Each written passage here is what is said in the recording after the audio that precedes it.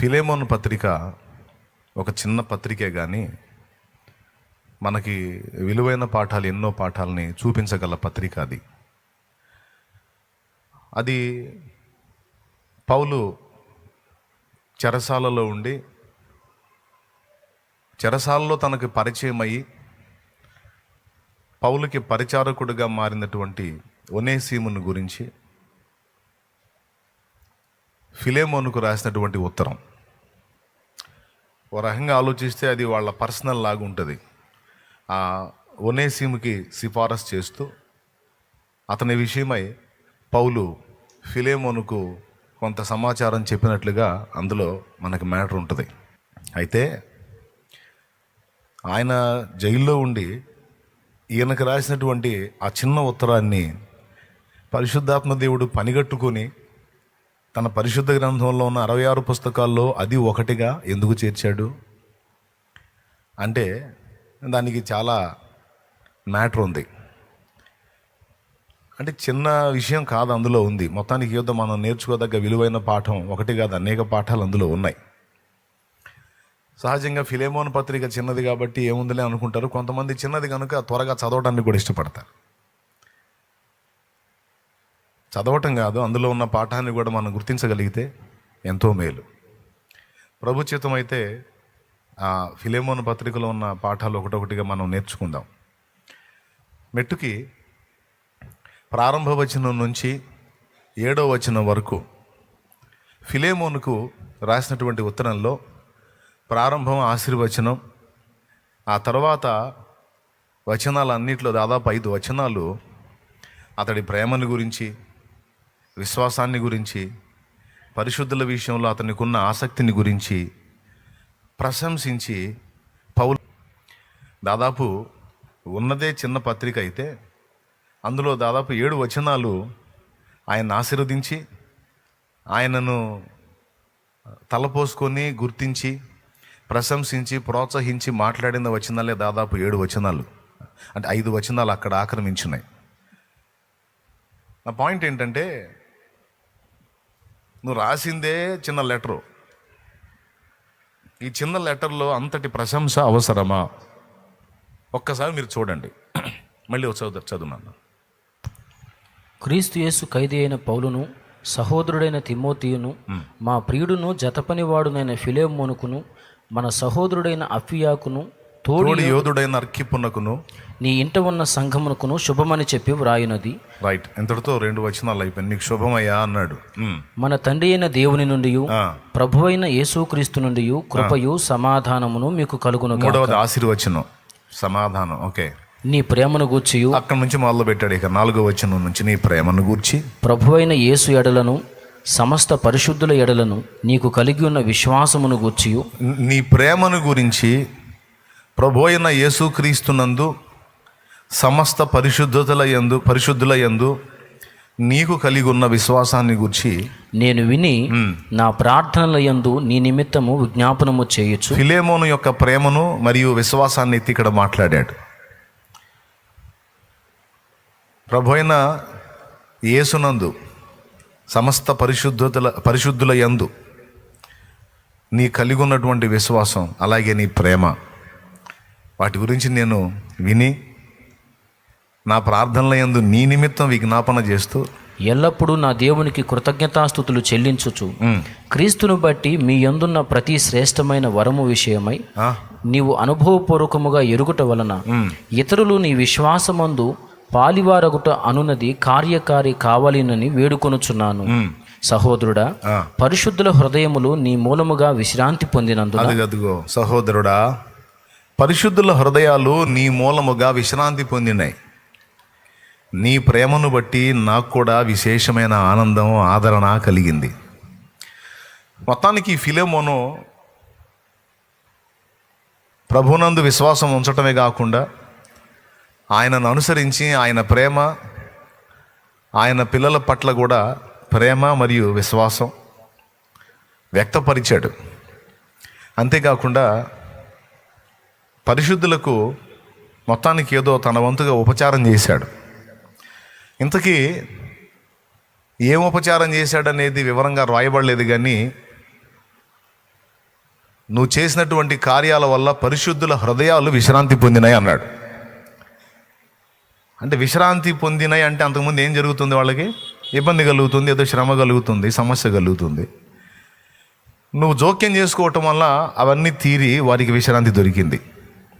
అంటే మొత్తానికి ఏదో సహాయపడ్డాడు. ఫిలేమోను అనే వ్యక్తి నా అంచనా ప్రకారం కాస్త సమృద్ధి కలిగిన వాడై ఉండాలి. ఎందుకంటే తన దగ్గర బానిసల్ని కూడా కలిగి ఉన్నాడు. అప్పటి రోజుల్లో బానిసలు ఉన్నారు. బానిసల్ని గురించి మీరు బైబిల్లో విన్నారు కదా. యోసేపు బానిసగా అమ్మబడ్డాడు. అంటే మనుషుల్ని, జంతువుల్ని కానీ సంతలో కొన్నట్టుగా బానిసల సంత జరుగుతుంది. అందులో వెల చెల్లించి బానిస మనుషుల్ని కొనుక్కొని వెళ్ళిపోతారు. ఇక వాళ్ళకంటూ స్వాతంత్ర్యం ఏమి ఉండదు. వాళ్ళని ఎవరు కొనుక్కున్నారో పూర్తి పెత్తనం అంతా కూడా వారిదే, వీరి మీద. అలాంటి దినాలు అవి. అలాగా తనకు బానిసల్ని కలిగి ఉన్నటువంటి స్థితిలో ఫిలేమోన్ ఉన్నాడు. అలా తనకున్నటువంటి బానిసలలో ఒకడు ఒనేసిము అనేవాడు. ఫిలేమోన్ దగ్గర నుంచి అతడు పారిపోతాడు. బహుశా అతడు స్వేచ్ఛను కోరుకోవచ్చు, లేదా అతడు బలహీనుడై ఉండొచ్చు. అప్పట్లో అతడు అపనమ్మకస్తుడై ఉండొచ్చు, నిష్ప్రయోజకుడై ఉండొచ్చు, కొద్దిగా వంచన బుద్ధి కలిగి ఉండొచ్చు. అప్పట్లో ఎవరు? ఒనేసిము అనేవాడు. మొత్తానికి ఇక్కడి నుంచి ఎస్కేప్ అయ్యాడు, పట్టబడ్డాడు, చెరసాల్లో వేయబడ్డాడు. ఆ చెరసాల్లో పౌలుని కలుసుకున్నాడు.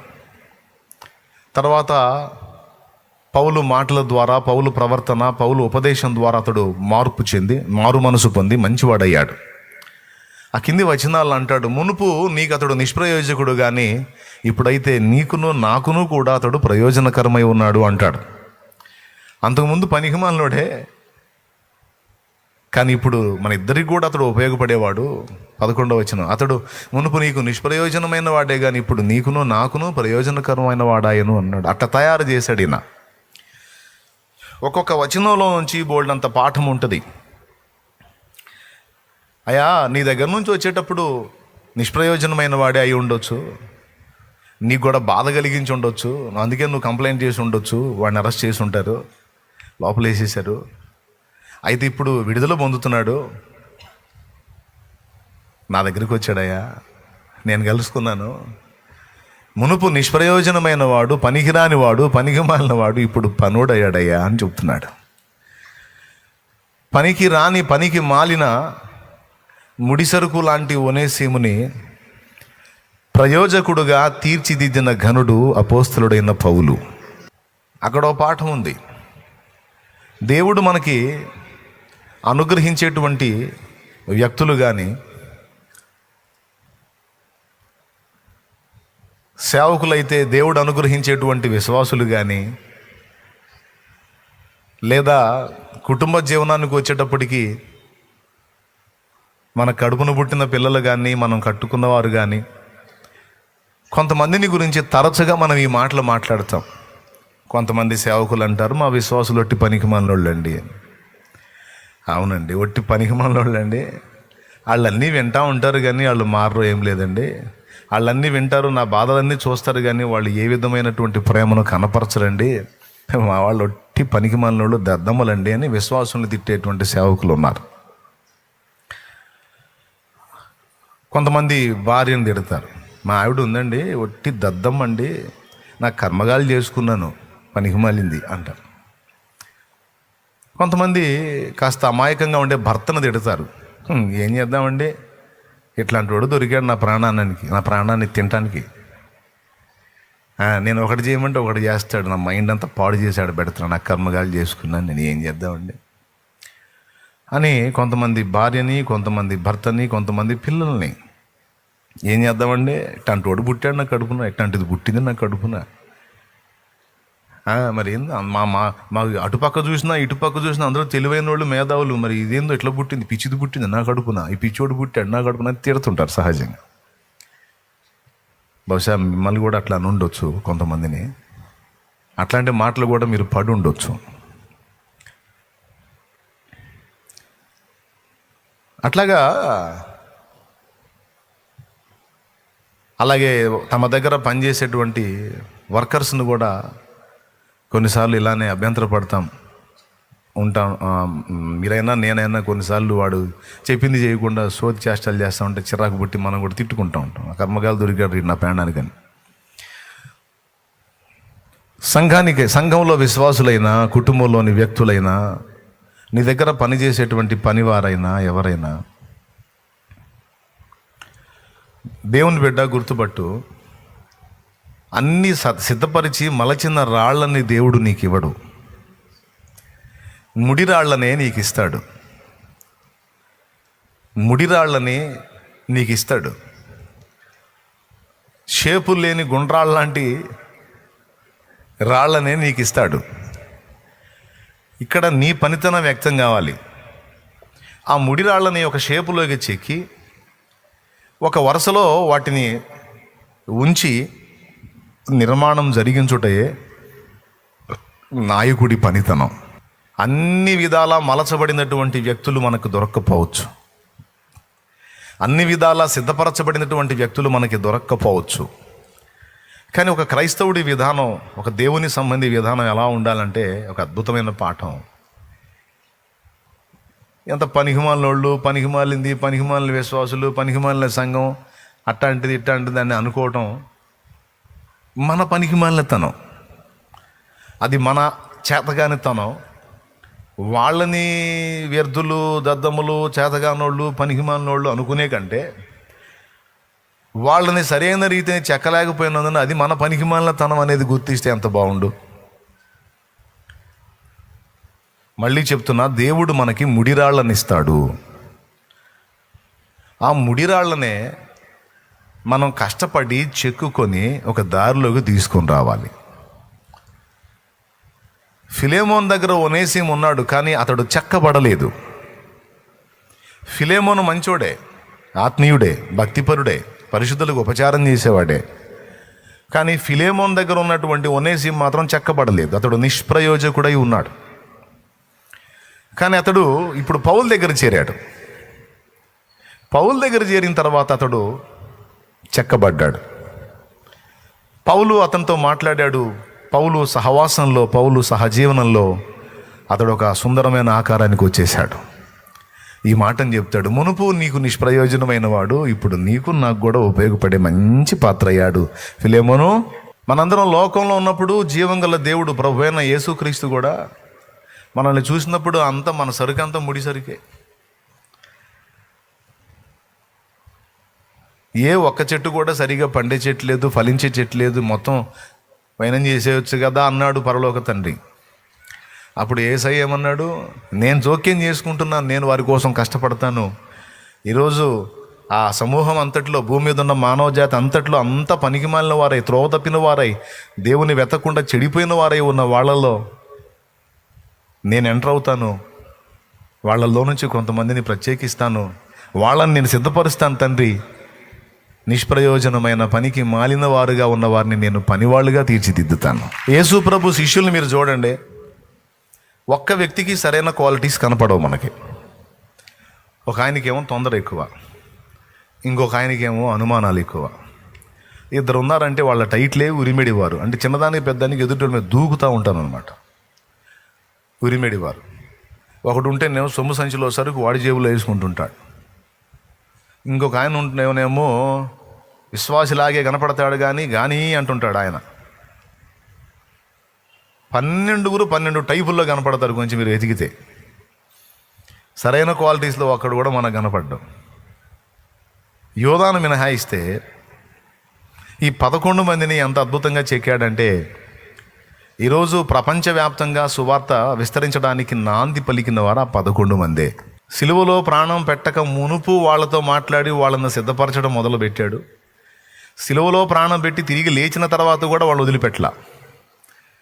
దాదాపు తిరిగి లేచిన తర్వాత కూడా 40 రోజులు వాళ్ళకి కనబడి వాళ్ళల్లో ఉన్న సందేహాలు నివృత్తి చేసి వాళ్ళని గద్దించి ఎట్టకేళ్లకు చెట్ట చివరికి తొదకు వాళ్ళని కొలికి తెచ్చి ఒలీవలో కొండ మీద ఆరోహణం అవుతూ, మీరు యెరూషలేము నుండి వెళ్ళక నా వలన వినిన తండ్రి యొక్క వాగ్దానం కొరకు కనిపెట్టుకోండి. నేను వాగ్దానం చేసింది మీ మీదకి వచ్చే వరకు మీరు యెరూషలేమును వదిలిపెట్టి వెళ్ళొద్దు. నేను వాగ్దానం చేసిన ఆత్మను మీ మీదకి పంపుతాను. అప్పుడు మీరు శక్తివంతులు అవుతారు. యూదయ, సమరయ, భూ దిగంతముల వరకు మీరు నాకు సాక్షులై వర్ధిల్లుతారు. వెంటనే పరిచర్యకు పరిగెత్తకండి, ముందు సిద్ధపడండి అని వాళ్ళని సిద్ధపరిచి ప్రార్థనకు పురికొల్పి పరిశుద్ధాత్మ శక్తి కొరకు కనిపెట్టేటట్లు చేసి అప్పుడు ఆరోహణమయ్యాడు. ఇక ఆ తర్వాత 10 రోజులు వారు కనిపెట్టి ప్రార్థన చేసిన తరువాత పెంతెకోస్తు పండుగ నాడు, అనగా 50వ రోజు పరిశుద్ధాత్మ అభిషేకం వారి మీదికి రావటం, వారు ఆత్మపూర్ణులై శక్తివంతులు కావటం, తర్వాత వెళ్ళి దేవుని కొరకు బలమైన సేవ చేయటం, క్రీస్తు కొరకు హతసాక్షులుగా మారిపోవటం అనేది మనందరం ఎరిగిన విషయం. నువ్వు కేఫా, నువ్వు రాయివి అన్నాడు పేతురుతో. కానీ పేతురు మనసు కొంచెం చంచలంగా కదులుతున్నట్టుగా మనకు కనపడిద్ది. కానీ అలా చంచలంగా ఉన్నటువంటి పేతురు మనస్సును ప్రభు మాట్లాడుతూ అంటున్నాడు, నువ్వు కేఫా, నువ్వు రాయివి, అంతే, అలా అవుతావు నువ్వు. ఎందుకంటే ఇక్కడ ఆ వ్యక్తి మీద ఉన్న నమ్మకాన్ని బట్టి ఆయన మాట్లాడట్లా. ఇలాంటి అస్థిరులైన వారిని, చంచలంగా ఉన్నవారిని, స్థిరము లేని స్థితిలో ఉన్న వాళ్ళని, బలహీనులుగా ఉన్న వాళ్ళని బలవంతులుగా చేయగల సామర్థ్యం ఉన్న తన పనితనాన్ని బట్టి, అలాగే ఆయన పనితనం ఉపయోగించినప్పుడు చక్కగా లోబడేటువంటి అవతలి వాని వ్యక్తిత్వాన్ని బట్టి రెండింటిని గ్రహింపులో పెట్టుకొని ఆ మాట బలికాడు యేసు ప్రభు. ఈయన కాస్త అటు ఇటు అయినా ఆయన సిద్ధపరిచే దమ్ము యేసయ్యకుంది. ఆయన సిద్ధపరుస్తున్నప్పుడు, ఆ పరమశిల్పి చెక్కుతున్నప్పుడు ఆయన చేతుల్లో నుంచి అవతలికి వెళ్లకుండా స్థిరంగా నిలబడేటువంటి వ్యక్తిత్వం అయితే పేతురుకుంది. అది గుర్తించాడు. అందుకే నువ్వు రాయవన్నాడు. అంతే, నీకెందుకు, నేను చేస్తా కదా అంటాడు. యేసయ్య దగ్గర ఉంది ఆ తత్వం, పనికిమాలినోళ్ళని పనోళ్ళుగా చేసే తత్వం. ఏమి? యేసునందు విశ్వాసం ఉంచి ఆయనను అనుసరిస్తూ ఆయనను పోలి నడుచుకొనుచున్న పౌలు దగ్గర కూడా ఉంది ఆ పనితనం. ఆ మాటకు వస్తే, యేసును సరిగా ఎరిగి యేసును బూనుకున్నటువంటి వ్యక్తులందరికీ కూడా ఆ సామర్థ్యం ఉంటుంది. ఈడు పనికిరాడు, వాడు పనికిరాడు, వీళ్ళు పనికిరారు, వాళ్ళు పనికిరారు, వీళ్ళు వేస్ట్, వాళ్ళు వేస్ట్ అని వదిలేరు. ఈ బలహీనుల్ని బలపరచడమే కదా మన పని. ఈ పనికిరాని పాత్రలను చక్కగా మలచి పనోళ్ళనుగా తీర్చడమే కదా మన పని. ఇది కూడా ఆయనే రెడీ చేసి మనకిస్తే ఇక మన శ్రమే ఉంది, మన పట్టుదల ఏముంది, మన పనితనం ఏముంది. దేవుడు కూడా అంతే అంటాడు.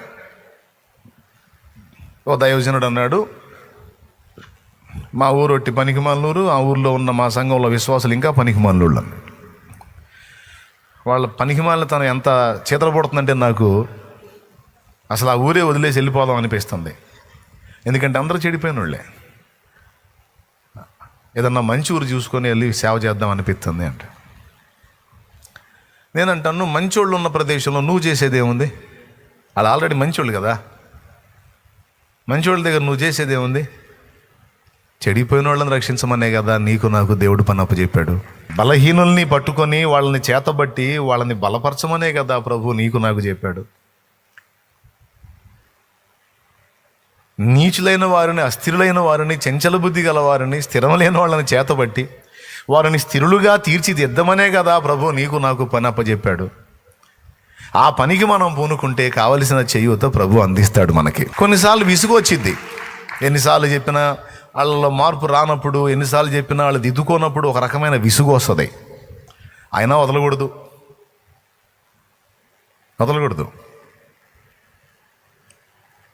ఒకనాటికి వాళ్ళు చెప్పగలగాలి, ఒకప్పుడు నేను ఇంత బలహీనురాల్ని, అయితే నేను ఇలా తయారవడానికి కారణం నన్ను సిద్ధపరిచిన నా దైవజనుడు, నన్ను సిద్ధపరిచిన నా దైవజనురాలు, నన్ను సిద్ధపరిచిన నా కుటుంబ పెద్ద, నా నాన్ననో, మా అమ్మనో, నా భార్యనో, నా భర్తనో చెప్పగలిగి ఉండాలి. మా తల్లిదండ్రులనో. ఓ దేవుని బిడ్డ, పౌలు దగ్గర ఇది మనకు కనపడుతుంది. చెరసాల్లోకి అయితే వెళ్ళాడు, కానీ వాస్తవంగా తాను ఆధ్యాత్మికంగా ఉన్న చెరలో నుంచి విడుదల పొందాడు పౌలు దగ్గరికి వెళ్ళి. కొంతమంది బయటే తిరుగుతారు, కానీ వాళ్ళు ఆధ్యాత్మిక విషయాల్లో చెరలో ఉన్నట్టే. వాళ్ళు బంధించబడి ఉంటారు అనేక విషయాల్లో, కానీ బయట తిరుగుతారు. కానీ కొంతమంది చెరలో ఉంటారు, పౌల్లాగా చెరలో ఉంటారు, ఒనేసిములాగా. కానీ ఆధ్యాత్మిక చెర నుండి వారు విడిపించబడ్డారు. అక్కడ భౌతికమైన చెర కంటే కూడా ఎక్కువ వేదనామయమైంది ఆధ్యాత్మిక విషయాల్లో మనం పట్టింపు లేకుండటం. సాతానుగాడి మోసం అనే చెరలో మనం బందీలమై ఉండటం గొప్ప వేదన. సో దాని నుండి భక్తుడు విడిపిస్తాడు. విడిపించడానికి అతడికి శక్తి ఎక్కడ అంటే దేవుడే అతనికి సాయం చేస్తాడు. నాకు దేవుడిచ్చినటువంటి పాత్రలు సిద్ధపరిచిన పాత్రలు ఏవి లేవు. సిద్ధపరిచిన పాత్రలు ఏవి లేవు. నాకు సహకారులుగా ఉన్నోళ్ళు, పరిచారకులుగా నాతో కలిసి పనిచేసేవాళ్ళు, సేవకులుగా ఉండి ఇప్పుడు సేవ చేస్తున్నోళ్ళు చక్కగా ఎవరో మలిచి నాకు ఇచ్చింది కాదు. నా దగ్గరికి వచ్చినప్పుడు వారు బలహీనులుగా ఉన్నారు, వారు అస్థిరులుగానే ఉన్నారు, తెలియని వారుగానే ఉన్నారు. అయితే నాకు ఒక ఛాలెంజ్ ఇచ్చాడు దేవుడు. ఇదిగో వీరిని నీ దగ్గరికి పంపిస్తున్నాను, నువ్వు ఎలా మౌల్డ్ చేస్తావు, నీకు నీ వంతు నువ్వు చేయరా అన్నాడు. అప్పుడు నేను నాకు తెలిసినంత వరకు నాకున్న దేవుని కృపను బట్టి నేను చేయదగ్గ ఉపదేశం చేసి, నేను ఇవ్వవలసిన మాదిరి ఇచ్చి, నేను వారిని చేయవలసిన విధంగా ప్రోత్సహించి మొత్తం మీద కొంతమంది సేవకులయ్యారు, వందల సంఖ్యలో సేవకులయ్యారు, వేల సంఖ్యలో పరిచారకులయ్యారు. ఇంకా ఎక్కువ సంఖ్యలో దేవుడి కృపను బట్టి అనేకుల్ని దేవుడు రక్షణలోకి నడిపించాడు. ఇది నా పనితనం అని నేను చెప్పను, కానీ ముడిరాళ్ళుగా దేవుడు నాకు ఇస్తే వాళ్ళని సిద్ధపరచడానికి నేను పూనుకుంటే దేవుడు తన కృపతో నాకు శక్తినిచ్చి, ఆ ఓర్పు సహనాలనిచ్చి, ఆ ఆలోచననిచ్చి వాళ్ళని బ్యాలెన్స్ చేయటం నాకు ఇచ్చిన ఆయన కృప. మొత్తం మీద నిష్ప్రయోజకులుగా నా ఎదుకు వచ్చిన వాళ్ళని ప్రయోజకులుగా తీర్చిదిద్దడానికి దేవుడే నాకు కృప అనుగ్రహించాడు.